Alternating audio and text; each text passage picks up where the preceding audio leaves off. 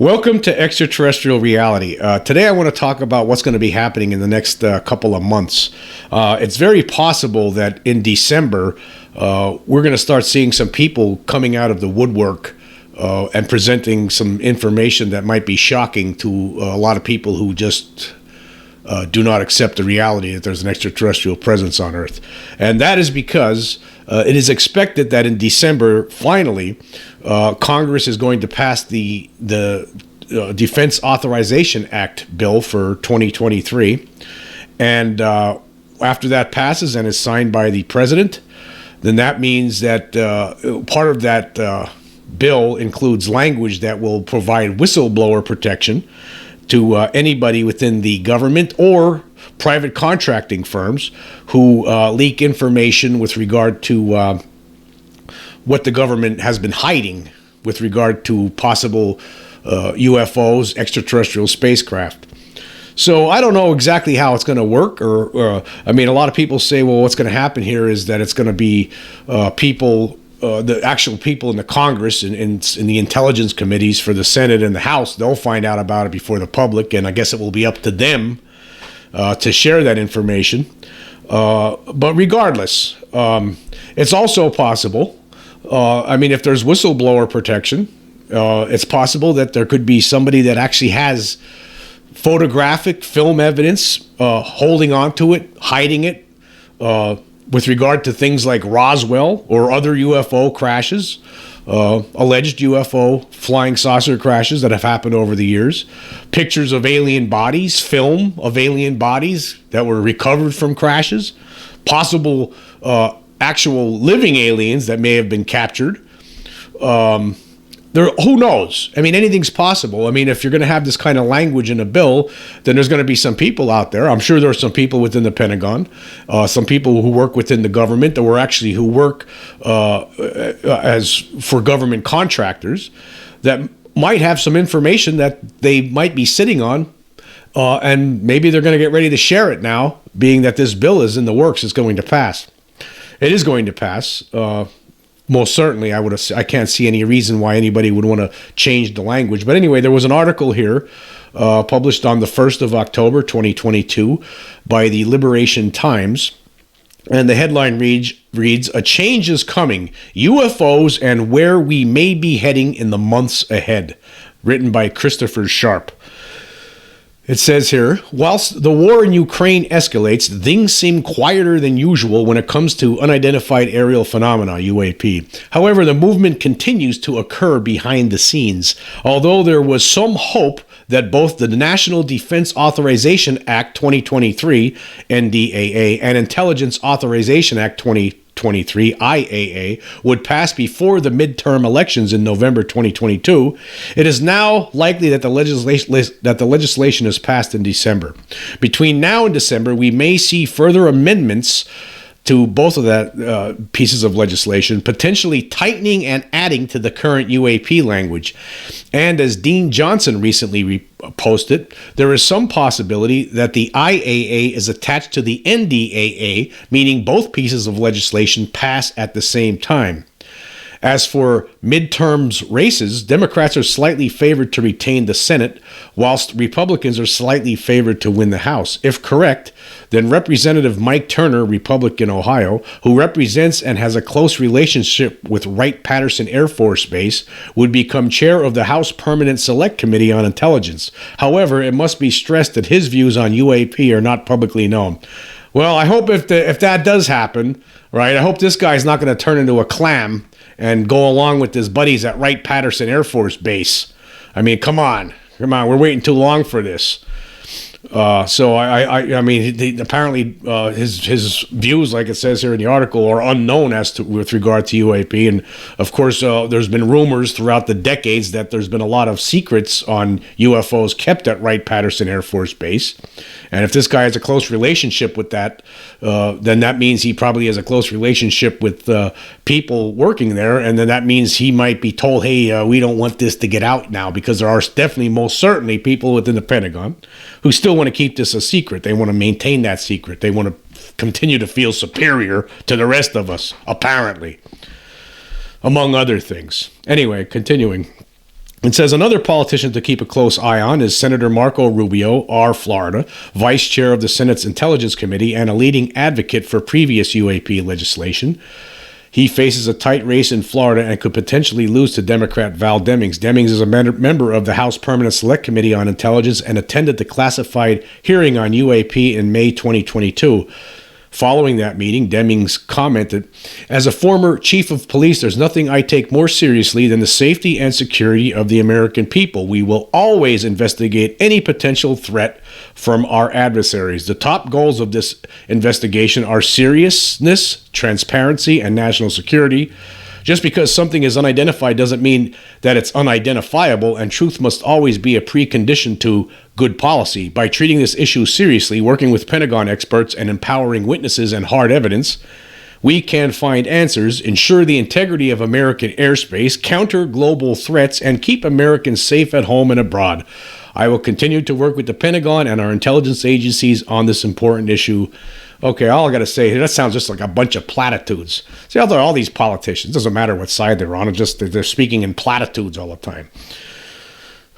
It just drives you nuts. But we don't really know where a lot of these people stand on this. But I guess the whole point is, even before, if they pass this in December, it's the Congress that's still there now. It doesn't matter who wins in November. It's still going to be the Congress that's in place right now. So, this thing should be passing in December. And that means the most important thing, as far as I'm concerned, would be the whistleblower protection. And who knows? Who knows what we can get?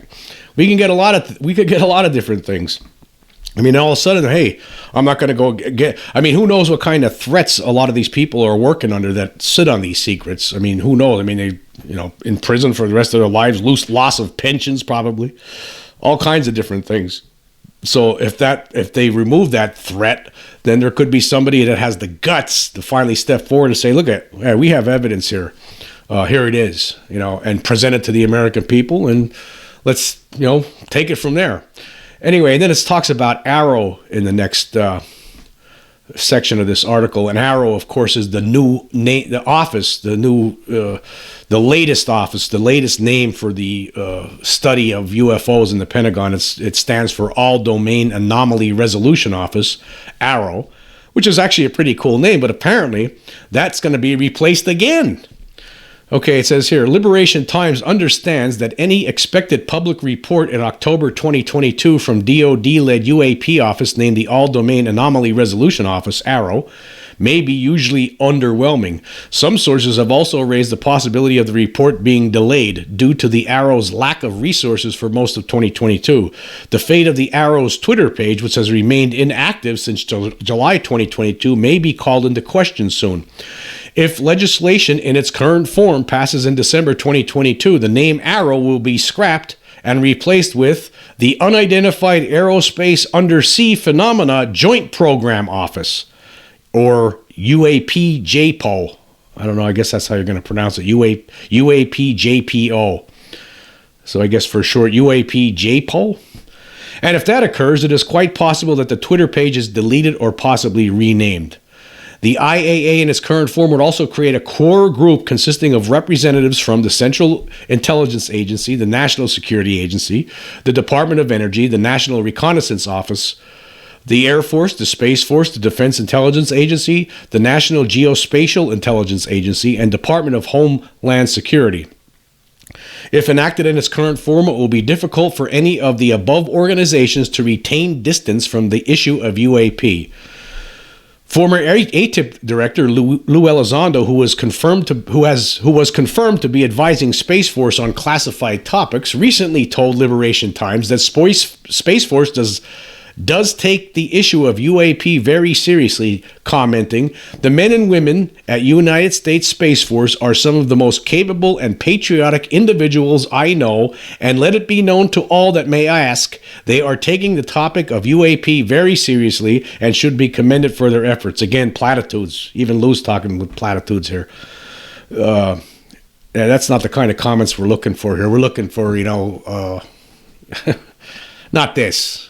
Let's dispense with the platitudes. So let's all stop talking like politicians and let's all like talk about, okay, hey, we're going to show you some stuff here. Let's talk like human beings with each other. Not like, oh, they should be all commended for, come on.